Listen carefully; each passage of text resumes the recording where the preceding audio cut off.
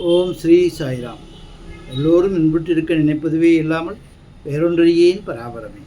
நாம் இப்பொழுது உண்மையான சுகம் என்ற நூலை வாசித்துக் கொண்டிருக்கிறோம். போன பாகத்தில் எது நிலையானது, எது நிலையற்றது, எது சத்தியம், எது அசத்தியம், அதே மாதிரி நல்லது கெட்டது எது என்று பகுத்தறிவை கொடுத்த பகவானை பற்றி சிந்திக்காமல் இந்த உலகாயுத பொருட்கள் மேலே உள்ள மோகத்தினால் இதையே பெரியதென்று நினைத்து கொண்டிருப்பவர்கள் இந்த உலகத்தில் பிறந்தும் பிரயோஜனம் இல்லை, தன்னுடைய வாழ்வை வீணாக முடித்துக் கொள்கிறார்கள் என்றும், அவர்கள் தன்னால் உழைத்து சம்பாதிக்கப்படும் பொருளிலிருந்து தானும் வாழ்ந்து கொண்டு பிறருக்கும் நல்லவைகளை செய்து கொண்டு இருந்தால் இந்த வாழ்க்கை நலமானதாக இருக்கும், பிறந்த பிறப்புக்கும் அது பயனாக இருக்கும் என்றும் கூறியிருந்தார். மேலும் உள்மனத்தில் என்ன உணர்வுகள் இருக்கின்றனவோ அவையே மிகவும் ஆற்றல் வாய்ந்தவை. ஒரு மனிதன் வெளியில் காரியம் செய்கிறான், உடலினால் வேலை செய்கிறான். இவைகளை காட்டிலும் உள்மனதில் எந்த உணர்வு இருக்கிறதோ அதற்கு தான் அதிக ஆற்றல். மனிதர்கள் தங்கள் மனத்தில் பணத்துக்கு மிகவும் மதிப்பு கொடுக்கிறார்கள். இதுதான் மிகவும் வருந்தத்தக்க விஷயம். உண்மையில் அது அவ்வளவு மதிப்புக்குரிய பொருளன்று. இதைவிட சரீரம் பெருமைக்குரியது. இந்த உடலினால் கஷ்டப்பட்டு என்னென்ன வேலைகள் செய்ய முடியுமோ அவற்றை பணத்தினால் செய்ய முடியாது. ரூபாயை செலவு செய்ய முடிவதால் அது உயர்ந்தது ஆகாது. ரூபாயை செலவு செய்ய முடிஞ்சாலும் அது உயர்ந்தது ஆகாது. ஆனால் இன்று பணத்தின் மீது தான் பெரும் ஆசை இருக்கிறது. உடலால் உழைப்பவர்கள் பசியை பொறுத்து கொள்வார்கள். உடலால் உழைப்பவர்கள் பசியை பொறுத்து கொள்வார்கள். எங்காவது போக வேண்டுமானால் நடந்தே போவார்கள். ஆனால் காசு செலவழிக்க மாட்டார்கள். பணத்தின் மதிப்பை மிகவும் அதிகப்படுத்தி விட்டார்கள்.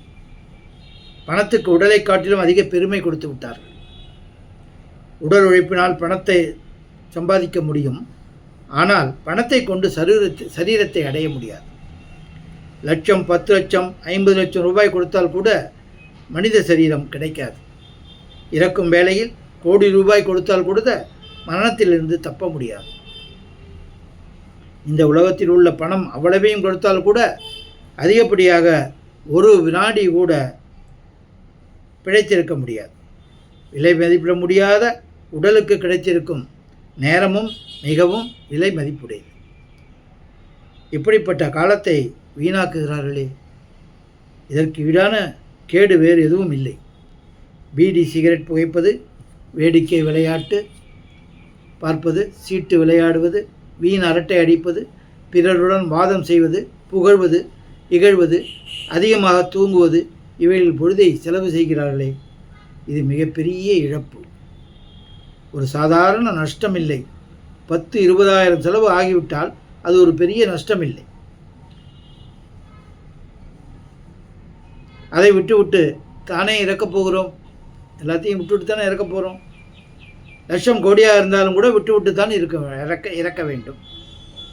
யாருக்கேனும் கொஞ்சம் கொடுத்தோம், ஏதோ சில நல்ல பணிகளில் செலவிட்டோம் என்றால் அது என்ன பெரிய விஷயம்? பண்ணக்கூடாதா? அதை இதுவோ எப்படியும் போக வேண்டிய பொருள் தானே. நம்மளை விட்டு நம்ம போகும்போது விட்டுச்சு போக தானே போகுது அப்படிங்கிறத குறிப்பிடுறார். பணம் படைத்தவராவது ஒன்றும் தெய்வத்தின் அருள் என்று கருதக்கூடிய விஷயம் அன்று. பணம் படைச்சிருக்கிறது பெரிய தெய்வத்தின் அருள் அப்படிங்கிறது பெரிய விஷயம் அன்று.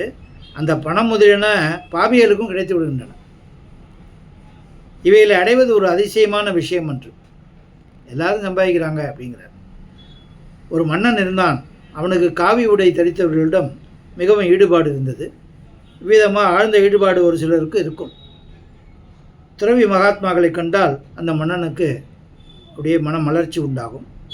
காவி உடையில் யார் வந்தாலும் எப்படி வந்தாலும் அவருக்கு மரியாதை செய்வான். ஒரு மகாத்மா வருகிறார் என்று கேள்விப்பட்டாலே போதும், இவன் கால்நடையாகவே செல்வான் அவரை வரவேற்கிறதுக்கு. அவரை அழைத்து வருவான், மாடியில் தங்க வைப்பான், நிறைய சேவை செய்வான். சாது எதை கேட்டாலும் அதை கொடுத்து விடுவான். அவனது இப்பழக்கம் உலகறிந்ததாகிவிட்டது. அண்டை நாட்டில் ஒரு மன்னன் இருந்தான். அவன் இந்த அரசனை பற்றிய இந்த செய்தியை அறிந்து, இந்த ராஜா ரொம்ப முட்டாள், துறவி வேஷத்தில் போகிற யாரையும் இவன் ஏமாற்றி விடலாம், யார் துறவி வேஷத்தில் போனாலும் அவனை ஏமாற்றி விடலாம் என்று அந்த மன்னன் எண்ணினான். அவன் ஒரு நடிகன் ஒருவனை அழைத்து ஒரு சாது போல் வேஷம் போட்டுக்கொண்டு அந்த ராஜாவிடம் உன்னம் எப்படியெல்லாம் பேசி பழகுகிறாரோ அதை என்னிடம் வந்து சொல் என்று சொன்னான். அந்த நடிகன் கெட்டிக்காரன். அவன் சாதுவாக வேடம் அணிந்து கொண்டு அங்கே போனான்.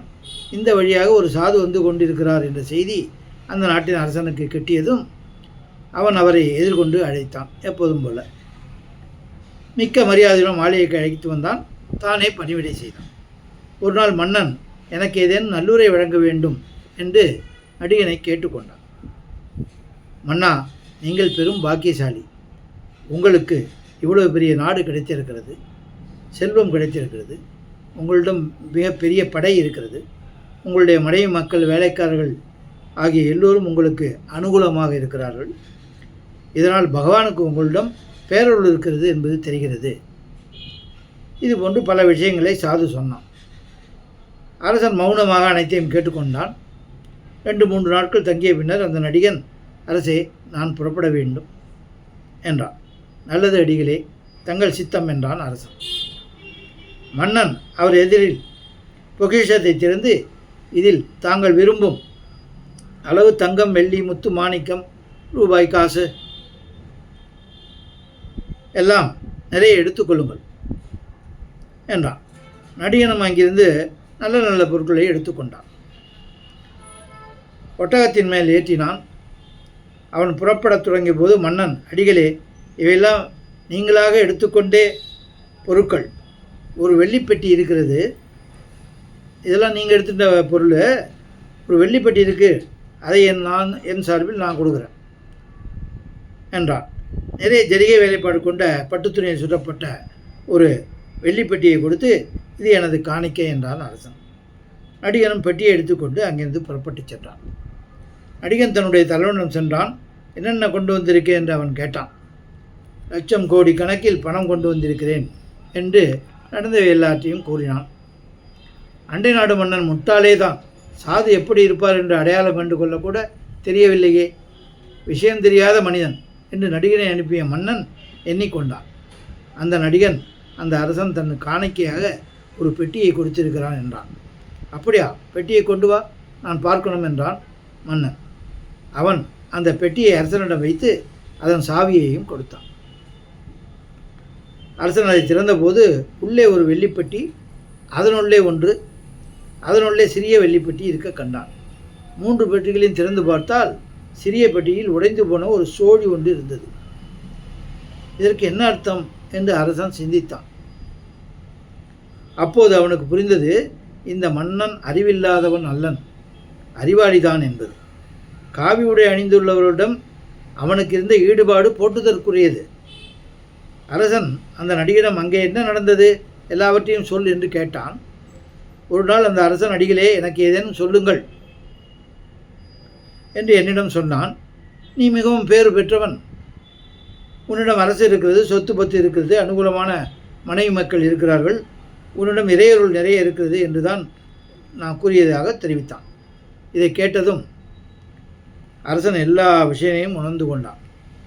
3 பெட்டிகளின் குறிப்பு ஸ்தூல சரீரம், அதாவது நம்ம இந்த உடல், சூஷ்ம சரீரம், சூஷ்மமாக இருக்கிறது, கண்ணுக்கு தெரியாது, காரண சரீரம், இவற்றுக்கெல்லாம் காரணமான சரீரம். இவற்றின் உள்ளே என்ன இருக்கிறது, உள்ளேயோ உடைந்த சோழி இருக்கிறது, வேறு எதுவும் இல்லை. அப்படி தானே கொடுத்துருந்தாரு. வெளிப்புற அலங்காரம் மிகவும் நன்றாக இருக்கிறது, வெளிப்பார்வைக்கு மிகவும் நன்றாகவே தோன்றுகிறது, ஆனால் உள்ளே எதுவும் இல்லை. உங்களிடம் பகவானின் அருள் நிறைய இருக்கிறது என்று சொல்லப்பட்டது, அது இந்த உடைந்து போன சோழி தான். இது என்ன அருள் என்று கூறக்கூடிய சமாச்சாரமா?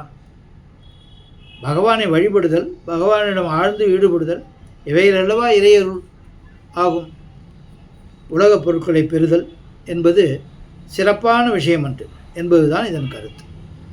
அறநூல்களில் மனித உடல் எவ்வளவு உயர்வாக கூறப்பட்டிருக்குதோ அவ்வளவுக்கு செல்வத்தின் பெருமையும் அரசின் பெருமையும் கூறப்படவில்லை. தேவலோகத்தின் மன்னன் இந்திரனை கூட உயர்வாக சொல்லவில்லை. கட்டிக்கொண்ட கௌவினத்தின் 3 ஒட்டு சோத்துக்கு பஞ்சம், ஆனால் மனதில் ரகுவீரன் குடிகொண்டு விட்டால் இந்திரன் கூட சுண்டைக்காய் தான் என்பதே மெய்யடியார்களின் உள்ளப்பாங்கு. பகவானின் வழிபாட்டுக்கு முன் இந்திரனுக்கு கூட எந்த மதிப்பும் கிடையாது. ஆனால் பணத்துக்கு மதிப்பு கொடுத்து இது எல்லாம் கரைந்து விட்டால் என்ன செய்வது என்று அஞ்சுவது மனிதத்தன்மையா? ஆனால் யாரிடம் சொல்வது? கேட்பதற்கே ஆள் இல்லை. எல்லாம் பணத்து கட்சி தான் இருக்காங்க, அதுக்கு தான் ஓட்டு போடுறாங்க அப்படின்னு சொல்கிறார். இப்படியான விஷயங்களை கேட்டுவிட்டு மக்களுக்கு கோபம் வருகிறதாம். இந்த சாமி எப்போ பார்த்தாலும் பணத்தை திட்டிக் கொண்டே இருக்கார் என்று என் செவியிலும் விழுந்தது. யார் இந்த நூல் எழுதினாங்க அவருக்கும் இப்படி மாரி பேர் சொல்ல சொல்ல மக்களுக்கு கோபம் வருகிறதாம். இந்த சாமி எப்போ பார்த்தாலும் பணத்தை திட்டிக் கொண்டே இருக்கார் என்று என் செவியிலும் விழுந்தது. நல்லோர்களே, நான் செல்வத்தை இழிவு செய்கிறேன்.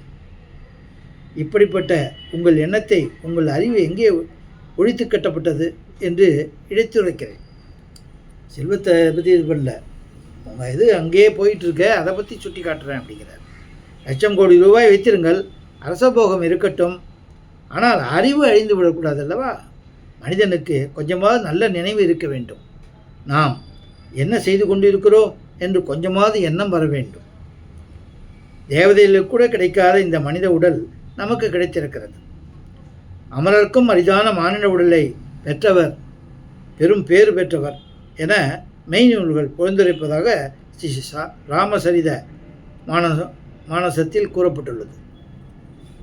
துளசிதாசர் எழுதினார். இத்தகைய மனித சரீரம் கிடைத்திருக்கிறது, நீ என்ன செய்து கொண்டிருக்கிறாய்? அதுதான் அவர் சுட்டிக்காட்டுறார். மனித சரீரத்தை பெற்றுள்ளதால் பகவானிடம் பக்தி செலுத்த வேண்டும். அதற்காக தான் அது கொடுத்துக்கப்பட்டது. பகவானிடம் ஈடுபட வேண்டும், அதனால் நித்தியமான மேன்மை உண்டாகும். அது தெரிஞ்சுக்கணும். செல்வம் உனக்கு உள்ளது என்னவோ அதுதான் கிடைக்க போகுது. செல்வத்தை சம்பாதிக்கிறதையோ அது நீ உனக்கு தேவைக்கு அனுபவிக்கிறது யாரும் எந்த மகானும் எந்த பெரியவங்களும் ஒன்றும் குறை சொல்கிறதே கிடையாது. ஆனால் இதுக்காக தான் பிறந்திருக்கியா அப்படிங்கிறது ஏன் அந்த அறிவு உனக்கு தூண்ட மாட்டேங்குது? அதுதான் பேசலாம். இந்த பணம் எத்தனை நாட்களுக்கு உடனே இருக்கும்? நீங்களே எண்ணி பாருங்கள். இன்றைய தினம் உயிர் போய்விட்டால் பணம் என்னவாகும்? பணத்தை சம்பாதிப்பதற்காக செயல்பட்ட பாபம்தான் உடன் வரும். ஒரு குந்துமணி கூட பணம் உடன் வராது. அத்தனையும் இங்கே தங்கிவிடும். இங்கே தங்கிவிடணும். உங்களுக்கு வேண்டியவங்க இருந்தால் கூட உங்களுக்கு இல்லைல்ல, அதை சொல்கிறார். எப்படிப்பட்ட சொத்துக்காக உங்களுடைய இயல்புகளை பாழாக்கி கொண்டீர்கள்? எத்தனை பாவம், எத்தனை அநியாயம், என்ன பொய், என்ன புரட்டு, என்ன மோசடி, என்ன சண்டை சச்சரவு. ராம இவ்விதம் பணத்துக்காக எவ்வளவு அநியாயம் அக்கிரமம் செய்யப்பட்டதோ அப்படிப்பட்ட பணத்தினால் வீழ்ச்சியை தவிர வேறு என்ன பயன் என்று சொல்கிறார் அந்த மகான். இத்துடன் இந்த பாகத்தை முடித்துக்கொண்டு பிறகு பார்ப்போம். ஓம் ஜெய் சாய்ராம்.